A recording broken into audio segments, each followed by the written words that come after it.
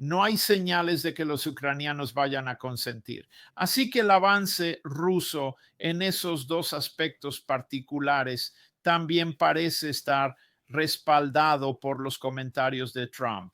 Él ha dicho repetidamente, y he intentado registrar esto en la publicación Dances with Bears, que tal vez tengamos que dejar que se enfrenten.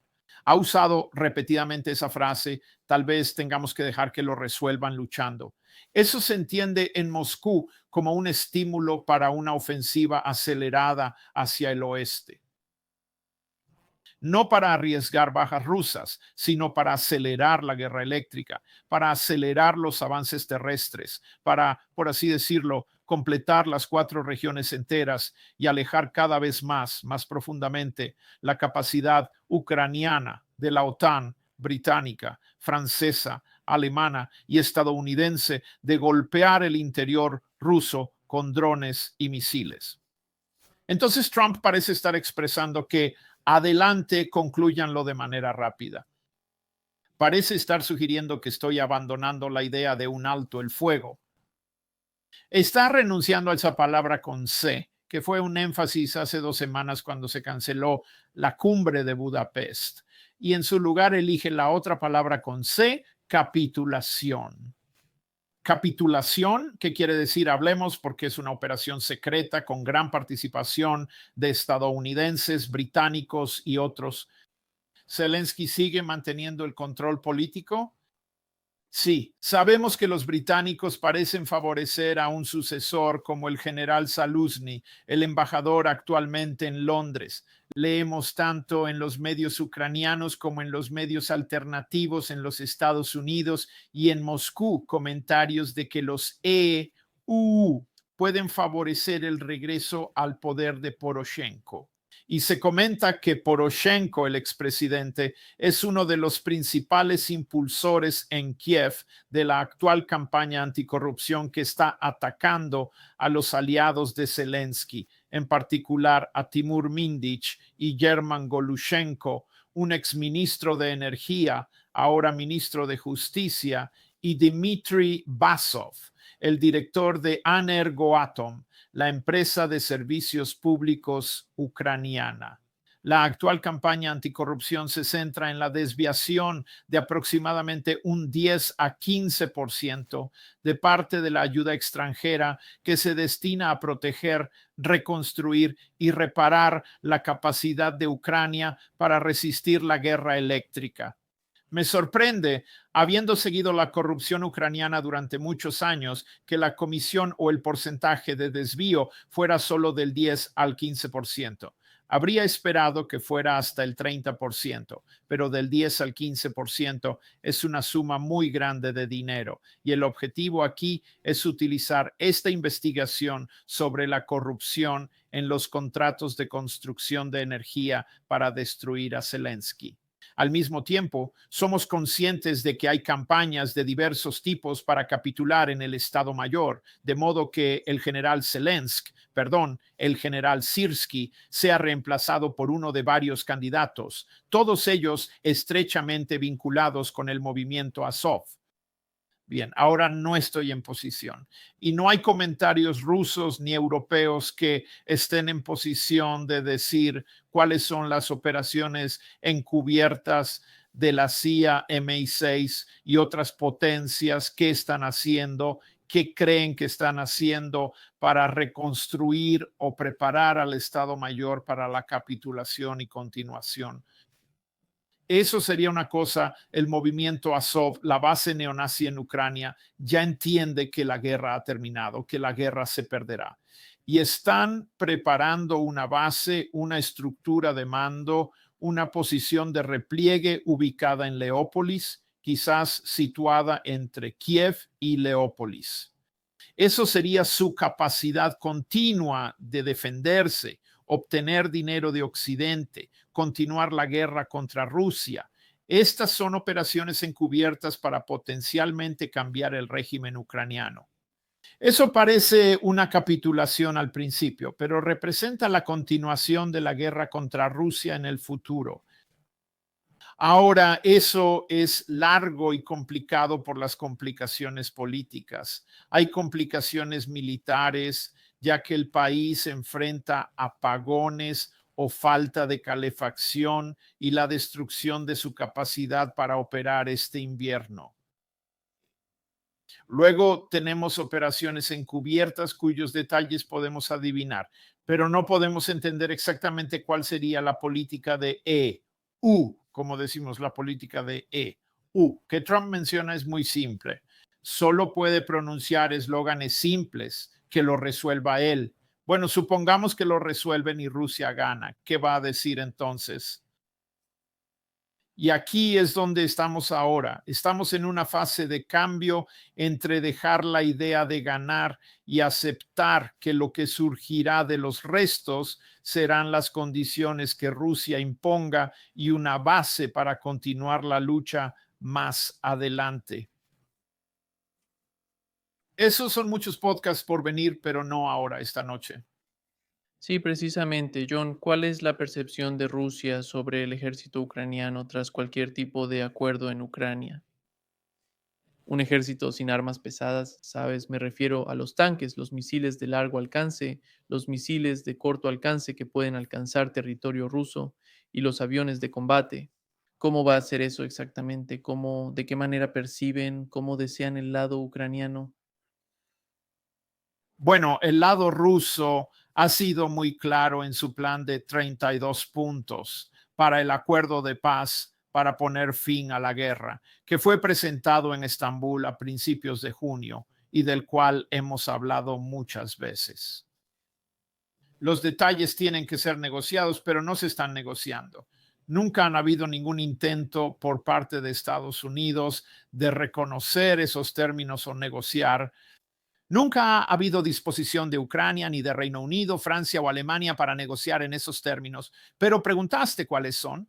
Bueno, una zona desmilitarizada lo suficientemente profunda como para proteger a Rusia de la reanudación de ataques con drones de largo alcance o misiles de largo alcance, ya sea en Novorossiya, las 4 regiones de Crimea o más hacia el interior de Rusia, como está siendo atacado ahora. No compartir inteligencia, no apuntar objetivos, ni participación operativa de ninguna potencia de la OTAN en Ucrania. Así que todo el personal extranjero, los operativos de inteligencia, los planificadores militares, todo eso debe ser retirado. La OTAN no debe estar en Ucrania. No es solo que Ucrania prometa no unirse a la OTAN, ya es de hecho una base de combate de la OTAN. La posición rusa es que se retiren todas las fuerzas extranjeras. Eso deja una capacidad de autodefensa en el territorio ucraniano que tendría funciones policiales, funciones de seguridad con, llamémoslas, armas relativamente ligeras para la vigilancia y seguridad del territorio restante.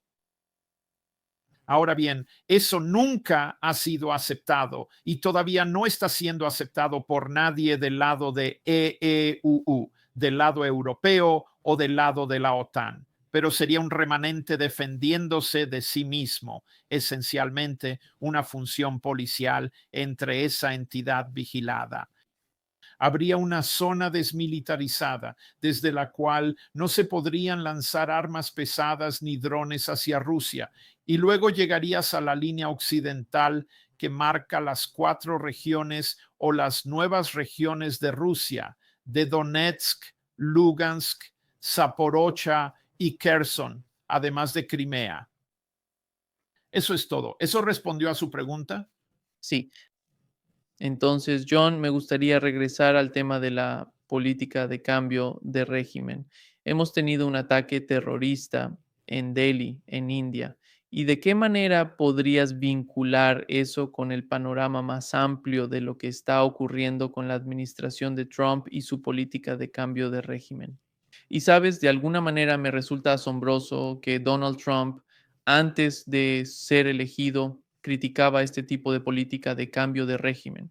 Y ahora está literalmente haciendo lo que criticaba antes y parece ser para mí la cara principal de, ya sabes, por qué estamos, ya sabes, cada vez que hablamos de George Soros, este tipo de movimiento. USAID, él lo criticaba por esto, la política de cambio de régimen, pero lo hace con fuerza, usando todo lo que tiene. ¿Qué opinas sobre lo que pasa en India y por qué es relevante, por qué es crucial para el panorama general? Bueno, para la audiencia que tal vez no esté completamente familiarizada, en las recientes 48 horas ocurrió una explosión de un coche bomba en las cercanías del Fuerte Rojo en el Viejo Delhi.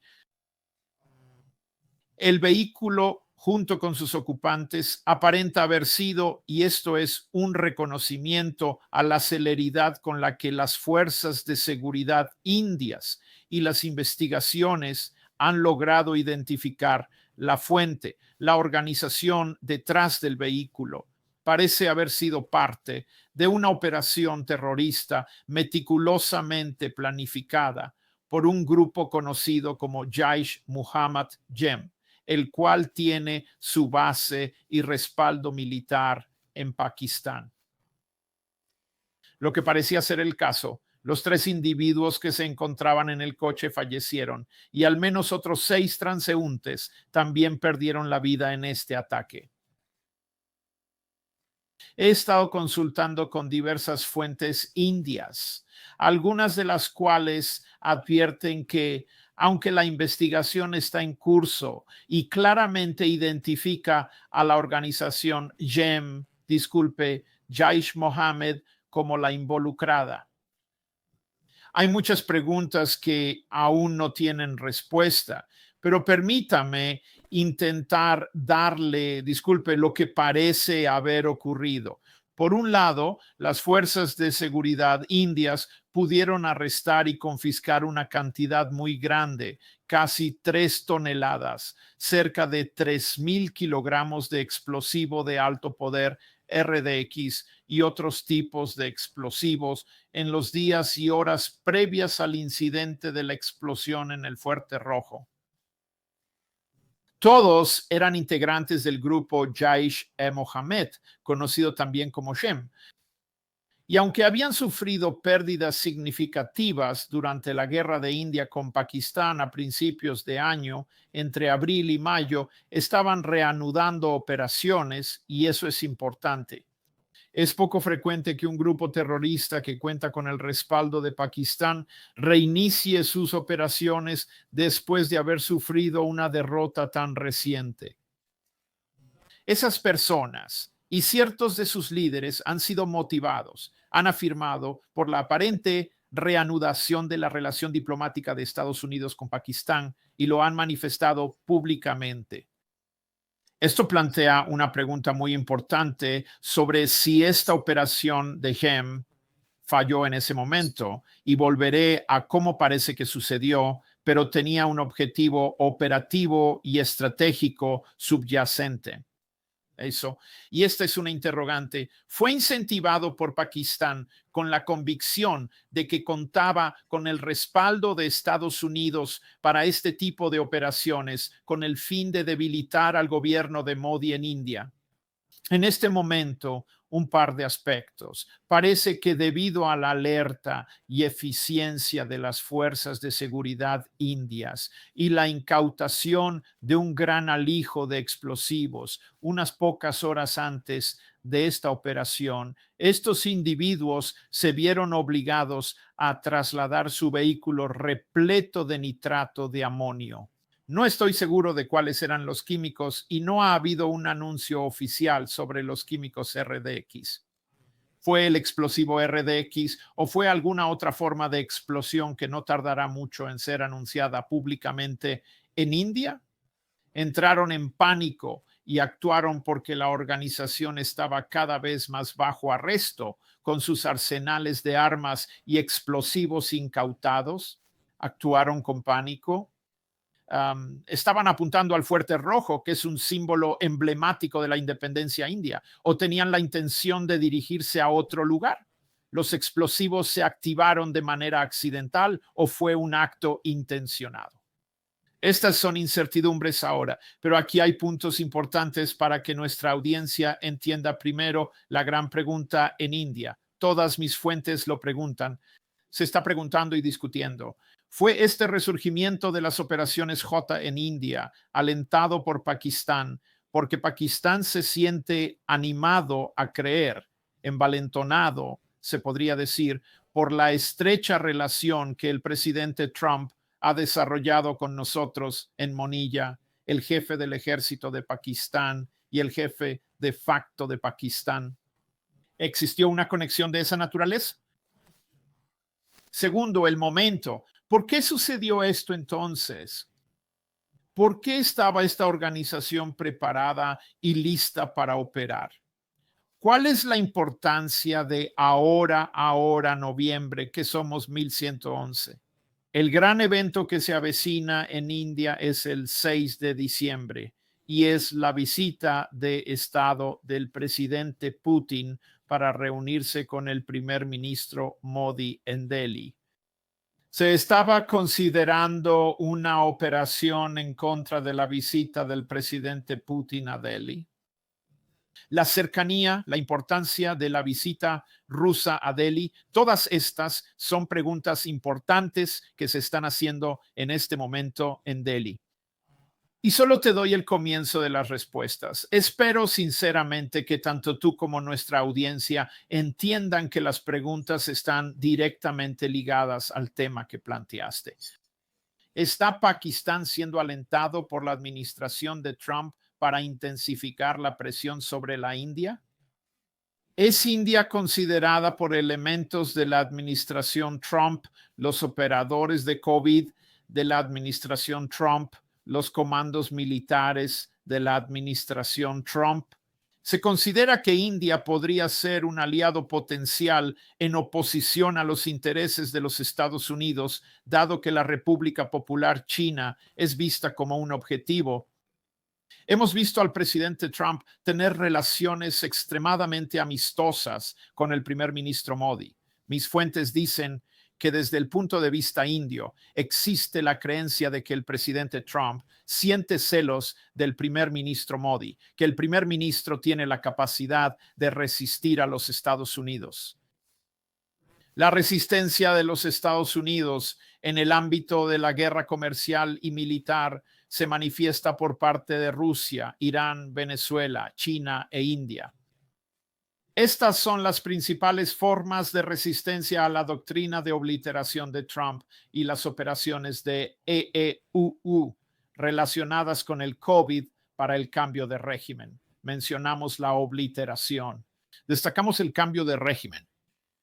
Podría ser que este ataque fuera un accidente, una detonación no intencionada, pero parte de una preparación destinada a dañar la relación entre India y Rusia justo antes o durante la visita del presidente Putin.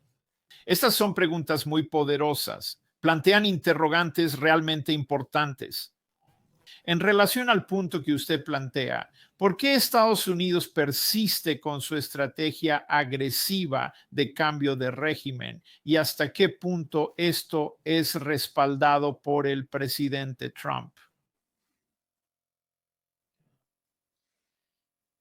John, solo para concluir esta sesión de hoy, como has mencionado, el 11 de noviembre es el 50 aniversario del golpe de Estado que reemplazó al gobierno electo en Australia Sí. y se le conoce ampliamente como la destitución. Sin embargo, fue durante la presidencia de Jimmy Carter, si no me equivoco. Sí, efectivamente lo fue. Bueno, el 11 de noviembre de 1975, Gerald Ford ocupaba la presidencia y este es el 50º aniversario de dicho evento.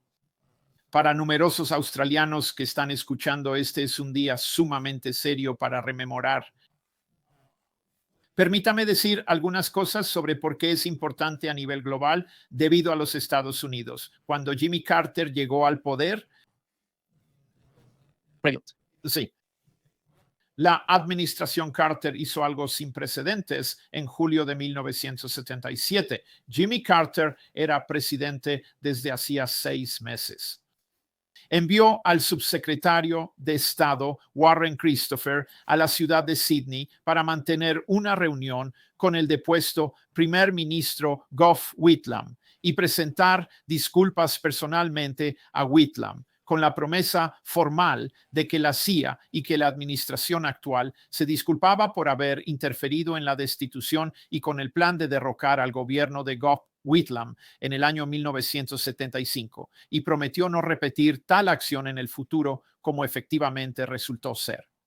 Y en ese preciso instante la CIA se encontraba maquinando otra operación en territorio australiano. Regresaré a ese tema en breve. Nunca antes había ocurrido, que yo sepa, que un presidente de EU se disculpara por una operación de la CIA para derrocar a un gobierno, y menos a uno amigo. En segundo lugar, la destitución del 11 de noviembre de 1975, para aquellos que no siguen la política australiana, involucró al gobernador general Sir John Kerr, en ese momento destituyendo al primer ministro electo, el primer ministro del Partido Laborista, Gough Whitlam, instalando a un partido conservador de Malcolm Fraser como primer ministro, quien supervisaría las elecciones, disolvería el Parlamento y luego ganaría las siguientes elecciones, lo que estableció el gobierno de Fraser, la mayoría conservadora en el Parlamento. La destitución involucra las acciones de Kerr, sobre las cuales Whitlam tenía varias opciones y sabía de antemano que se acercaba. Pero para muchos australianos que lo discuten ahora y para muchos que lo discutieron entonces, hay mucho debate sobre lo que Whitlam pudo haber hecho, debió haber hecho, etcétera. Lo que resulta interesante en este momento para nuestra audiencia es que hemos conversado sobre Venezuela, Irán, Siria y acerca del cambio de régimen en Rusia. Estos objetivos de EEPTU, implementados de forma encubierta o militar, se persiguieron en Australia.